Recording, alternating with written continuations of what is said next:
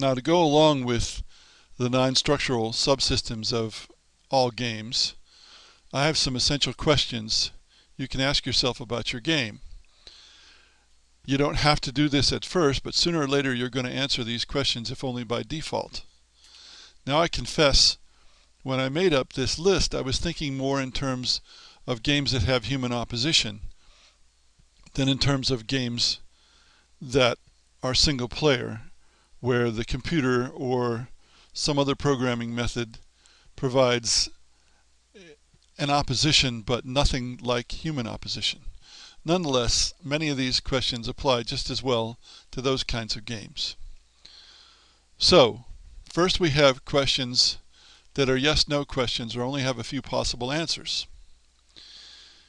Is the game a traditional retail product, also called pay-to-play, or is it free-to-play?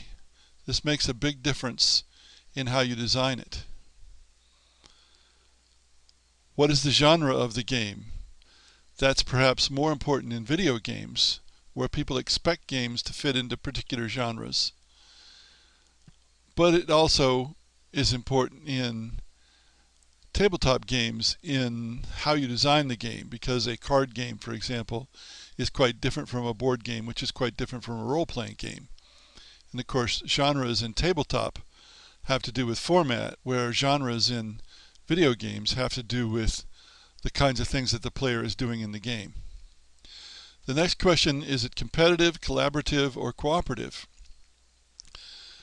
And collaborative and cooperative denote games that maybe everybody wins, or that only one player wins, but if the players don't cooperate, they're going to lose.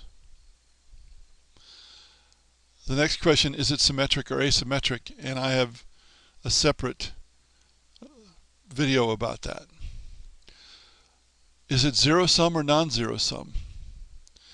A zero-sum game is one where the only way you can gain something is to take it away from somebody else.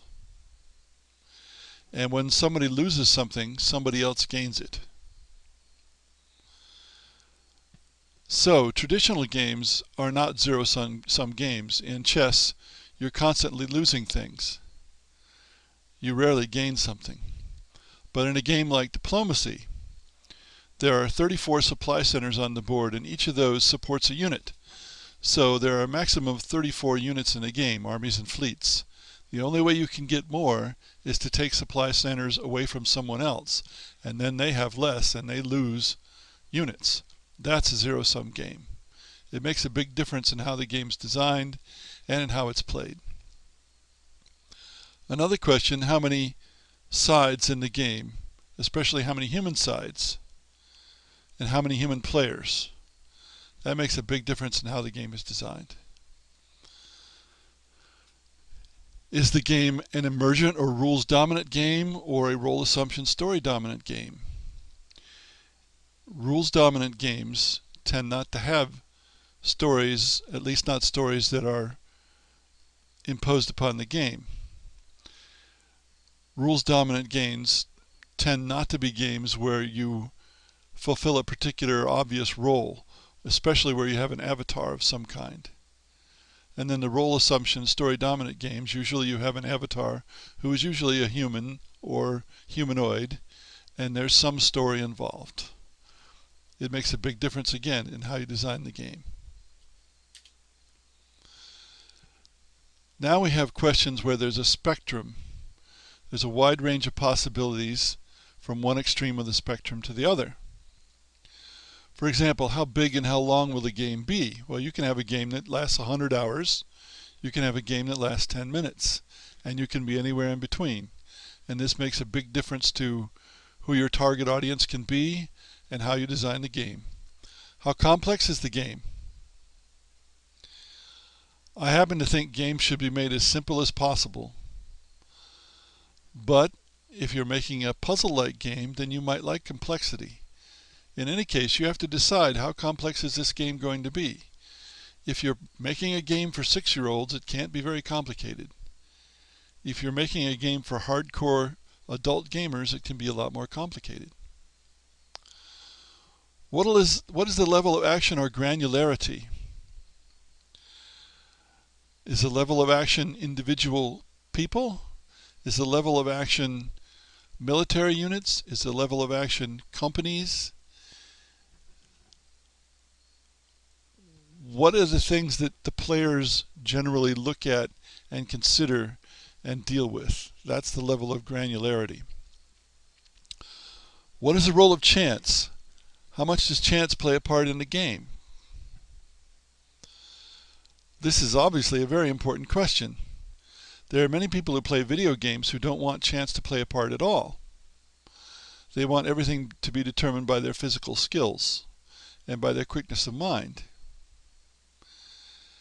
And of course, in a lot of traditional games like chess and checkers, there is no chance. At the other extreme, we have games like Chutes and Ladders and Candyland, which are entirely chance. And those can satisfy very young people, but not people who have gotten old enough to realize that they have no control over what happens. This is a big question that you have to answer. And this ties in with the next question, which is, how strongly will the decisions and actions of the players influence the outcome of the game? You know, some people when they play games really want to feel that they succeed or fail because of their own actions. On the other hand, if you play games where there are several humans involved, no matter how good you are, you're outnumbered and sometimes you're going to lose. There's nothing you can do about it. If the game is imposing a story on the players, then the players may have to follow the story whether they want to or not. Many players are perfectly happy to follow the story. Many players are perfectly happy to be told what to do. Other players want to figure it out for themselves. This is a really big question.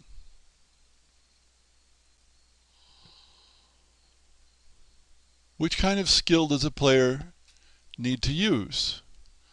We actually have 3 skills here: improvisation, adaptation, and planning. Improvisers don't like to plan ahead. They like to look at a situation and decide what to do. That doesn't mean they use intuition rather than logic, but there is a tendency there. Planners, on the other hand, like to look way ahead. Chess players. And the third kind is adapters, who are kind of in between. They want to plan a little bit ahead. They want to impose order on chaos. But they don't want to plan way ahead. They want a game that changes more. Planners want a game that's predictable. Improvisers like games that are not predictable. Adapters are in between.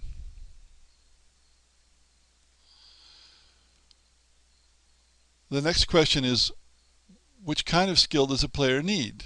Quick physical reactions and thoughts, as in shooters, for example, or careful deliberation, as in turn-based strategy games? What is the level of fluidity or chaos? This is kind of related to improvisation. In some games, in a certain interval of time, things change a lot. Or if it's a turn-based game, by the time it comes around to your turn again, things have changed a lot. That's a high level of fluidity or chaos. Some games don't change much. There's a low level there, and those are more suitable for planners. What kind of game do you want? The next question, which I've addressed somewhat in the video about the system and the psychological, is the game largely mechanical or is it psychological? Chess and checkers are largely mechanical games, although there is psychology there. Poker is very much a psychological game.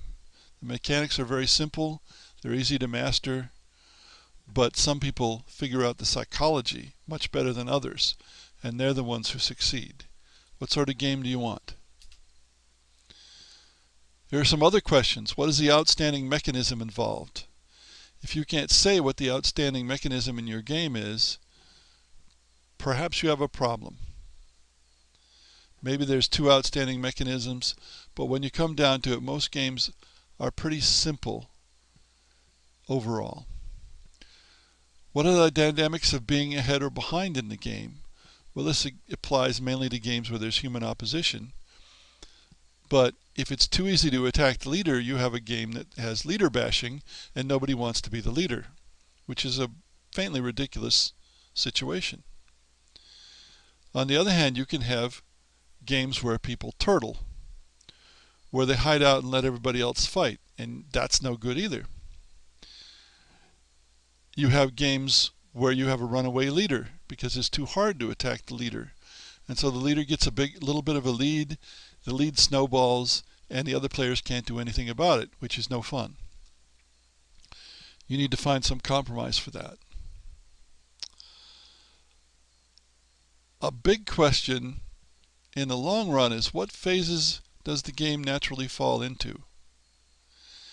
If you have a game that doesn't have phases, where the players are doing the same thing the whole game, then it had better be a short game, because otherwise the players are going to get bored doing the same thing over and over again. Now let's take chess as an example. It's perhaps not entirely obvious, but chess falls into three phases. There's an opening phase where you're deploying your pieces, and you may not be capturing much in the way of enemy pieces, but you're trying to gain a superior position. Then we have the mid-game, where there's a lot of captures and maneuvering. And then we have the end game, when there are not many pieces left on the board usually, and players have to maneuver to get a checkmate on the other player. My game Britannia has phases that correspond to historical phases. First you have the Roman invasion and Roman conquest. Then the Romans withdraw, and you have the Anglo-Saxon invasions and the establishment of English kingdoms. Then you have the Viking raids and invasions. And the game finally ends with the four kings all competing to succeed Edward the Confessor as King of England. And what players do in those four phases is different each time. When a game has multiple phases, then it's more interesting because there's greater variety and the players think about different things at different times. It all comes down to, what are the players having to think about? And in different phases they should be thinking about different things. Is the game serious, or is it just for laughs? That's a fairly obvious question, but important. Is the game ruthless or nice? Many people playing board games, for example, want to play nice games nowadays. Many people playing casual games, video games, want to play nice games. They don't want highly competitive games. Hardcore video gamers like competition. And the same is true for many hardcore board gamers. What kind of game do you want?